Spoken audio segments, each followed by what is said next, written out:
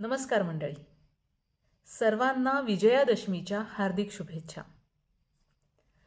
देवीनं 9 दिवस 9 रात्र भीषण युद्ध करून महिषासुराचा वध केला आणि त्यामुळं नवरात्र हा शक्तीच्या पूजेचा उत्सव ठरतो. श्रीरामांनी रावणवधासाठी समुद्रकिनारी शारदीय नवरात्रात देवीची आराधना केली आणि देवीच्या कृपेनेच त्यांनी युद्धात विजय मिळवला आणि दशाननाचा वध केला. महाभारतामध्ये अज्ञातवास संपल्यानंतर पांडवांनी शमी वृक्षात ठेवलेली आपली शस्त्र पुन्हा काढली आणि विजयाची सुरुवात केली. त्यामुळंच दसऱ्याला आयुधपूजन करण्याची परंपरा आहे. आपण नवदुर्गांच्या व्हिडिओमधून शक्तीच्या प्रत्येक अवतारातून मानवी भावना, त्यांच्या अवस्था आणि त्यामागील तत्त्व समजून घेण्याचा प्रयत्न केला. आज विजयादशमीच्या दिवशी मूलभूत मानवी भावना आणि त्यावर विजय कसा मिळवायचा ते समजून घेऊया. भावना या मानवी जीवनाच्या एक अविभाज्य अंग आहेत. या भावना व्यक्तीच्या आंतरिक अनुभव आणि त्याला संलग्न अशा बाह्य घटनांमधील प्रतिक्रियेमधून निर्माण होतात आणि त्या व्यक्तीच्या विचारांवर, वर्तनावर आणि निर्णयावर प्रभाव टाकतात. तसे तर मानवी भावनांचे खूप प्रकार आहेत, विविध प्रकार आहेत, पण त्यांचे गट करून साधारण 10 प्रमुख भावना आज आपण इथं पाहणार आहोत. पहिली भावना म्हणजे आनंद, जॉय, हॅपीनेस, समाधान, हर्ष, सुखद अनुभव. जेव्हा आपल्याला सकारात्मक अनुभव येतात तेव्हा आनंद होतो. दुसरी भावना म्हणजे दुःख, सॅडनेस, हानी, विरह, हताशपणा. एखाद्या गोष्टीमुळं निराश झाल्यावर किंवा काहीतरी गमावल्यावर जे होतं ते दुःख. तिसरी भावना म्हणजे राग, अँगर, चिडचिड, संताप, आक्रमकता.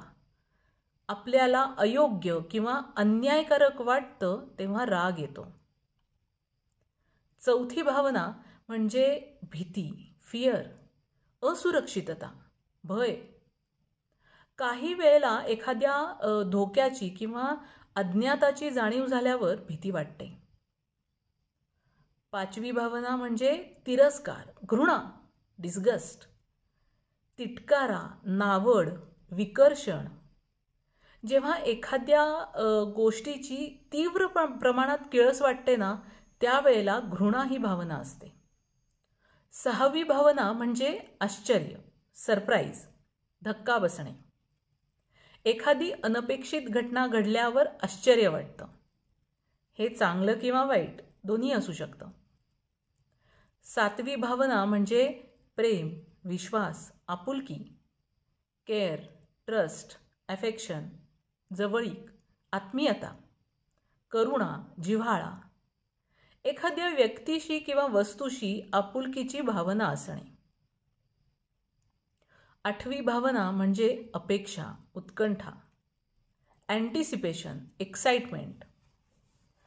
भविष्यात काहीतरी मिळेल अशी वाट पाहणे किंवा भविष्यात काय होईल याबद्दल उत्सुकता असणे. नववी भावना म्हणजे लज्जा, अपराधभाव, शेम, गिल्ट, चुकीमुळं खिन्नता. जेव्हा एखादी व्यक्ती आपल्या कृत्यामुळं किंवा अस्तित्वानं शर्मिंदा होते. आणि 10वी भावना म्हणजे उत्साह, कुतूहल, एक्साइटमेंट, क्युरिओसिटी. एखाद्या गोष्टीबद्दल तीव्र स्वारस्य किंवा उत्सुकता असणे.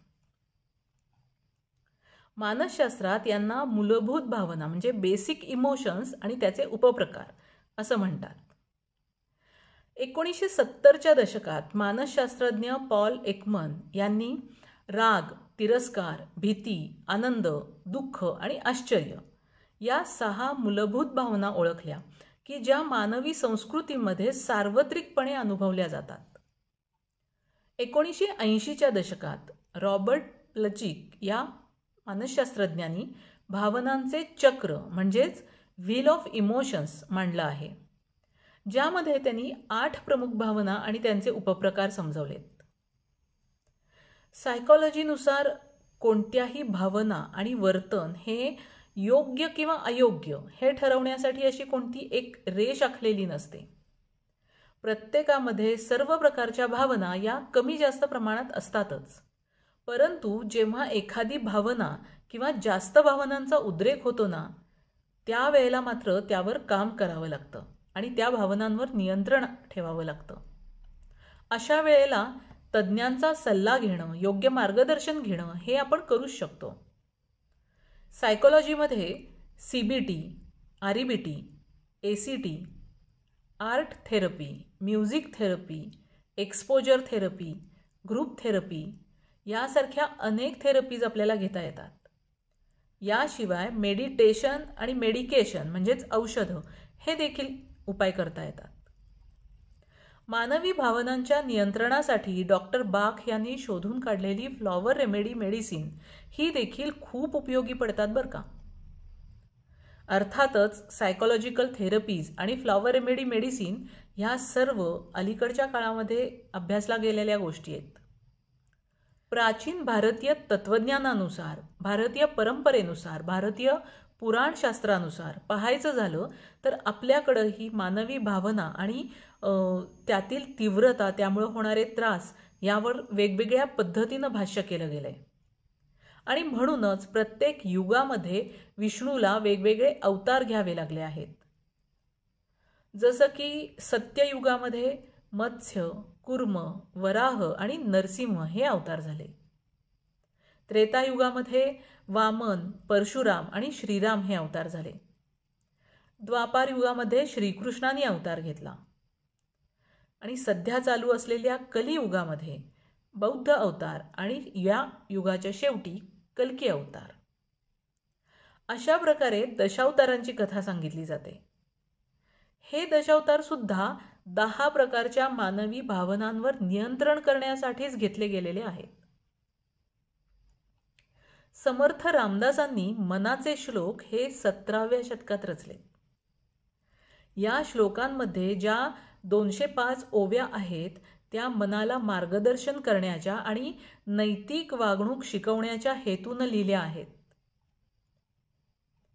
मना वासना दुष्ट कामा नये रे, मना सर्वथा पाप बुद्धी नको रे, मना धर्मता नीती सोडू नको हो, मना अंतरी सार विचार राहो. थोडक्यात इथंही रामदास स्वामी सांगतायत की आपल्या मनातले विचार हे सारासार विचार करणारेच असले पाहिजेत. नको रे मना क्रोध हा खेदकारी, नको रे मना काम नाना विकारी, नको रे मना लोभ हा अंगीकारू, नको रे मना मत्सरू दंभभारू. इथंही आपल्याला लक्षात येईल की आपल्या भावनांचं स्पष्टीकरणच त्यांनी केलेलं आहे. अर्थातच रामदास स्वामी हे श्रीराम भक्त होते आणि त्यांची भक्ती ही श्रीरामांच्या प्रती अशी होती की सर्व काही श्रीराम. आणि म्हणूनच त्याला शरण जाऊन आपल्या मनावर, आपल्या बुद्धीवर, आपल्या चित्तावर नियंत्रण मिळवावं यासाठीच ते म्हणतात, मना सज्जना हित माझे करावे, रघुनायका दृढ चित्ती धरावे, महाराज तो स्वामी वायू सुताचा, जना उद्धरी नाथ लोकत्रयाचा. या व्हिडिओमधून मला एवढंच सांगायचंय की या दसऱ्याच्या निमित्तानं, विजयादशमीच्या निमित्तानं आपण आपल्या स्वतःवरती काम करूया. आपल्याला जो योग्य वाटतो तो मार्ग स्वीकारू आणि स्वतःवरच विजय मिळवू. हा व्हिडिओ तुम्हाला कसा वाटला हे मला कमेंटमध्ये नक्की सांगा. या व्हिडिओच्या डिस्क्रिप्शन बॉक्समध्ये मी नवदुर्गांच्या व्हिडिओंची सुद्धा लिंक शेअर करते, तेही परत पहा. आणि व्हिडिओ आवडला तर आपल्या मित्रमंडळींमध्ये नक्की शेअर करा आणि चॅनलला सबस्क्राईब करा. थँक्यू.